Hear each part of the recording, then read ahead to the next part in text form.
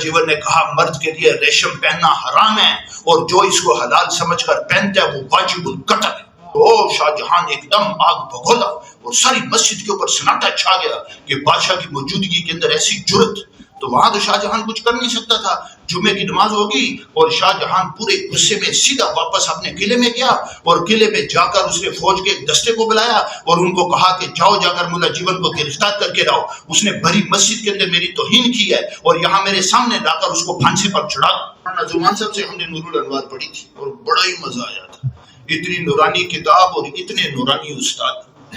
جتنی درس نظامی کی کتابیں پڑھی ہیں نا سب سے زیادہ مزہ نور الانوار میں ہے۔ اور مصنف کون ہے؟ ملا جیون رحمت اللہ، جنہوں نے روزے کے اندر بیٹھ کر 40 دن کے اندر اس کتاب کو لکھا۔ تو ان کا قصہ ہے کہ وہ جو ہے نا دہلی کی جامع مسجد کے اندر خطیب تھے اور اس وقت کا جو بادشاہ تھا وہ شاہ جہان تھا، اور شاہ جہان بادشاہ جو تھا وہ اپنی 5 وقت کی نمازیں قلعے کی مسجد میں پڑھتا تھا اور جمعے کی نماز کے لیے دہلی کی جامع مسجد میں آتا تھا اور ملا جیون کے پیچھے جمعہ پڑھتا تھا۔ اور شاہ جہان بادشاہ مجدد الثانی اور ان کے رفقا کی محنت کی وجہ سے طائب ہو چکا تھا، عقائد کے اعتبار سے پکا مسلمان تھا، لیکن عملی طور پر اس کے اندر کچھ کمزوریاں تھیں، اور ایک کمزوری یہ تھی کہ وہ ریشم پہنتا تھا۔ اس کے جتنے ارکان دولت تھے وہ سارے ریشم پہنتے تھے اور ریشم مرد کے لیے حرام ہے۔ تو ایک جمعے میں بادشاہ سلامت بھی بیٹھے ہیں پہلی صف میں، وزراء بھی بیٹھے ہیں، ارکان دولت بیٹھے ہیں، سارے بیٹھے ہیں اور سب نے ریشم پہنا ہوا۔ ملا جیون رحمہ اللہ کا جو گھر تھا وہ مسجد سے متصل تھا، تو وہ مسجد گھر سے نکلے اور مسجد کے اندر داخل ہوئے اور ممبر کے اوپر قدم رکھا تاکہ خطبہ دیں، تو مجمع میں سے ایک آدمی کھڑا ہو گیا اور کھڑے ہو کر کہتا ہے کہ ملا جی ایک مسئلہ بتاؤ، یہ مسئلہ بتاؤ کہ مرد کے لیے ریشم پہننا کیسا ہے۔ اب یہ ملا جیون کا زبردست امتحان ہے۔ اگر صحیح مسئلہ دیں گے کہ حرام ہے تو بادشاہ محسوس کرے گا کہ میری توہین ہوئی ہے اور ان کو قتل کروا دے گا، اور اگر غلط مسئلہ بتائیں گے تو پھر جو ہے ایمان خطرے میں، عالم غلط مسئلہ بتائے تو اس کا ایمان خطرے میں پڑ جاتا ہے۔ ملا جیون ممبر سے نیچے اترے اور نیچے اتر کر واپس جو ہے نا اپنے گھر میں گئے، گھر والوں کو اکٹھا کیا اور مرتے وقت جو آدمی وصیت کرتا ہے وہ وصیت کر دی کہ میرے بعد یوں کر لینا یوں کر لینا، اور پھر یعنی یہ عزم کر لیا کہ میں نے مسئلہ صحیح بتانا ہے، جان جاتی ہے تو جائے۔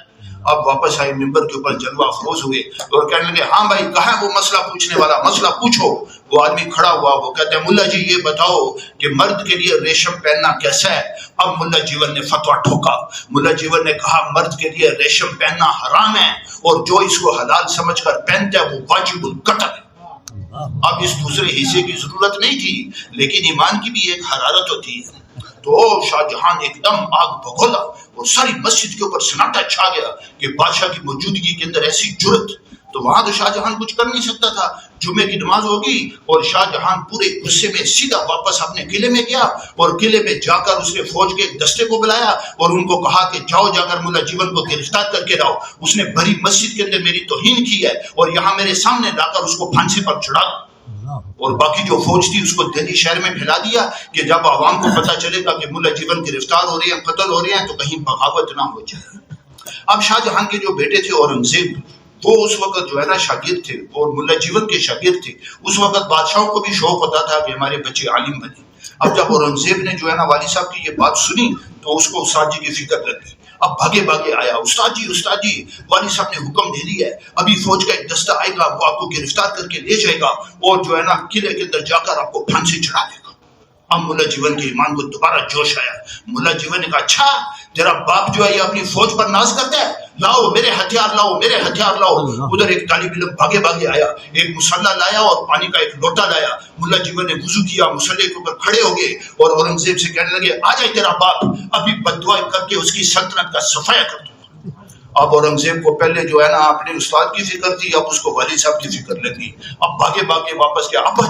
جان ملا جیون نے وضو کر لی ہے اور وہ مسلح پر کھڑے ہو گئے ہیں اور وہ کہہ رہے ہیں کہ آ جائے تیرا باپ، ابھی بددعا کر کے جو ہے اس کی سلطنت کا صفایا کر دوں گا۔ اب یہ الفاظ جو ہے یہ براہ راست نہیں پہنچے، اورنگزیب کے واسطے سے پہنچے ہیں، لیکن اس کے باوجود اس کے اندر اتنی طاقت تھی کہ شاہ جہان کے اوپر ایسا رعب طاری ہوا کہ نہ اس نے سر کے اوپر پگڑی رکھی اور نہ اس نے پاؤں میں جوتے پہنے، ننگے پاؤں ننگے سر بھاگے بھاگے آیا اور آ کر ملا جیون کے قدموں کے اوپر اپنا سر رکھ دیا اور کہنے لگا کہ حضرت معاف کر دیں، آئندہ ایسی گستاخی نہیں ہوگی۔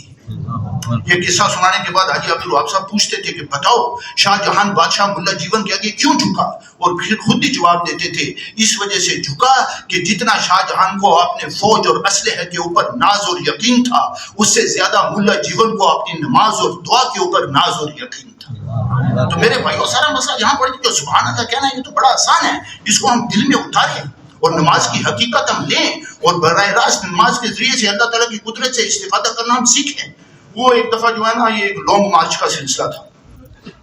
وہ بھٹو کی حکومت تھی، اس کو ختم کرنا تھا، تو جمعیت والوں نے جو ہے نا منصوبہ بنایا کہ لانگ مارچ ہوگا لاہور سے اسلام آباد تک، جو ہے نا مولوی ہوں گے اور حکومت کا تختہ جو ہے نا اس کو الٹیں گے۔ ادھر جو ہے نا بھٹو کو مخبری ہوگی، اس کو پتہ چل گیا تو اس نے جو ہے نا لاہور کو جتنی سڑکیں آتی تھی اس نے سب کے اوپر پھاٹک لگا دیے، پولیس کھڑی کر دی، اور جو بھی گاڑی آتی تھی اس میں کوئی داڑھی والا ٹوپی والا ہوتا تھا تو اس کو اتار دیتے تھے۔ تو وہ جو مجمع لانگ مارچ کے لیے لاہور میں اکٹھا ہو رہا تھا نا وہ اکٹھا ہی نہیں ہو سکتا، تو لانگ مارچ ناکام ہو گیا۔ اب جگہ جگہ جمعیت کے علماء بیٹھے تھے اور اس پر افسوس کر رہے تھے کہ بھائی لانگ مارچ جو ہے نا وہ ناکام ہو گیا۔ تو مولانا جمیل صاحب یہ قصہ سنا رہے تھے، وہ کہہ رہے تھے کہ ہمارے خانپور میں بھی ایسے جمعیت کے علماء جو ہے نا وہ اکٹھے تھے، تو میں وہاں پہنچا، 30-35 بیٹھے تھے، اور کہہ رہے کہ جیسے میں وہاں پہنچا نا تو ان 30-35 نے مجھے برا بھلا کہنا شروع کر دیا کہ تم جو تبلیغ والے ہو نا تم بالکل خسی ہو، تم کسی کام کے نہیں ہو، یہ ریون کے اجتماع کے اوپر تمہارے پاس اتنا لاکھوں کا مجمع ہوتا ہے، اگر تم ایک ہی تقریر کر دو تو تم جو ہے نا حکومت کا تختہ الٹ سکتے ہو، لیکن تم کچھ کرتے ہی نہیں۔ مفتی اور مولوی محمود صاحب نے کہا، مولوی جمیل صاحب نے کہا کہ بھائی ہر جنرل کو پتا ہوتا ہے اس کی فوج کے اندر کتنی جان ہے، یہ جو ہمارا مجمع ہے نا یہ تو بھیڑ ہے، جب سروزہ آتا ہے تو ان کو بخار چڑھ جاتا ہے، اور اگر ان کو چلے کا وقت آ جائے تو ان کو موت کا فرشتہ نظر آنے لگ جاتا ہے، یہ جو ہے نا حکومت کا تختہ کیا الٹیں گے۔ پھر اس کے بعد مولوی جمیل صاحب نے کہا اچھا ایک بات بتاؤ، یہ جو لاکھوں کا مجمع اکٹھا ہوتا ہے جس کو دیکھ کر تمہارے منہ میں بھی پانی آ رہا ہے کہ اگر اس کو استعمال کر لیا جائے تو پھر جو ہے نا تختہ الٹ سکتا ہے، تو ذرا یہ بتاؤ یہ مجمع بنا کیسے؟ اب وہ سارے علماء تھے، تبلیغ کی تاریخ سے واقف تھے، وہ کہنے لگے جی وہ ایک مولوی الیاس تھا، اس نے جو ہے نا تھوڑی جان کھپائی تھی جس کی وجہ سے کرتے کرتے یہ لاکھوں کا مجمع وجود میں آ گیا۔ تو مولوی جمیل صاحب کہنے لگے میں نے ان سے کہا کہ ایک مولوی الیاس نے جان کھپائی تھی تو یہ لاکھوں کا مجمع وجود میں آ گیا جس کو دیکھ کر تمہارے منہ میں پانی آ رہا ہے اور تم کہہ رہے ہو کہ حکومت کا تختہ الٹنے کے لیے استعمال کرو، تو تم جو یہاں 30-35 بیٹھے ہو تم وہ محنت کیوں نہیں کرتے جو مولوی الیاس صاحب نے کی ہے؟ اگر تم وہ محنت کرو جو مولوی الیاس صاحب نے کی ہے تو جتنا یہ مجمع ہے اس سے 30-35 گنا زیادہ مجمع تم اکٹھا کر سکتے ہو، اور ایک پاکستانی کی حکومت کا کیا دنیا کی ساری حکومتوں کے تختے تم الٹ سکتے ہو، یہ کام تم کیوں نہیں کرتے؟ مولوی جمیل صاحب کہنے لگے کہ اس کے بعد سب نے سر جھکا دیے اور سب خاموش ہو گئے۔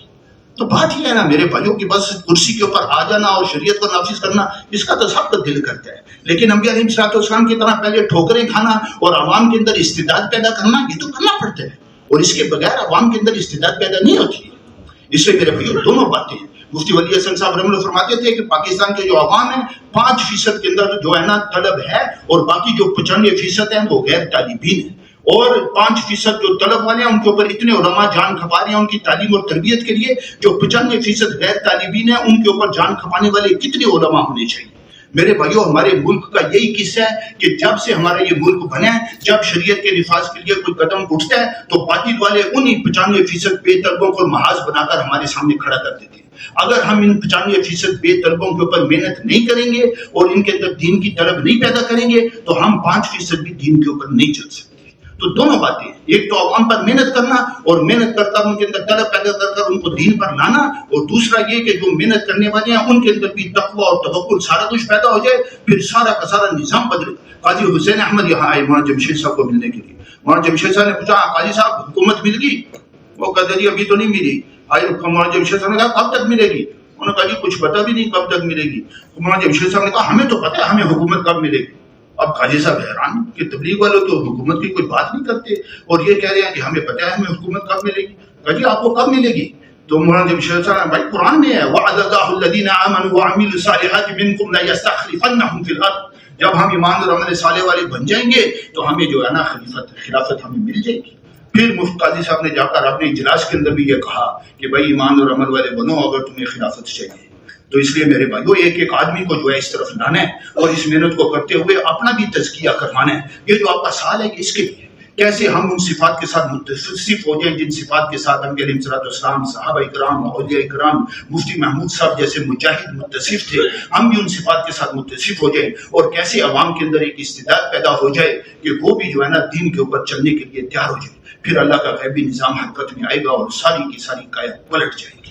تو بھئی آج تک جو کوتاہی ہوئی ہے اس پر ہم توبہ کریں، اور اب یہ عزم کریں گے جو ہے نا اپنے اعتبار سے بھی اپنے اوپر بھی پوری جان کھپانی ہے، اور سارے عوام کے اوپر بھی ایسی محنت کرنی ہے کہ وہ بھی سارے کے سارے اس طرف آ جائیں۔ اللہ تعالی ہم سب کو عمل کرنے کی توفیق عطا فرمائے۔ سبحان اللہ۔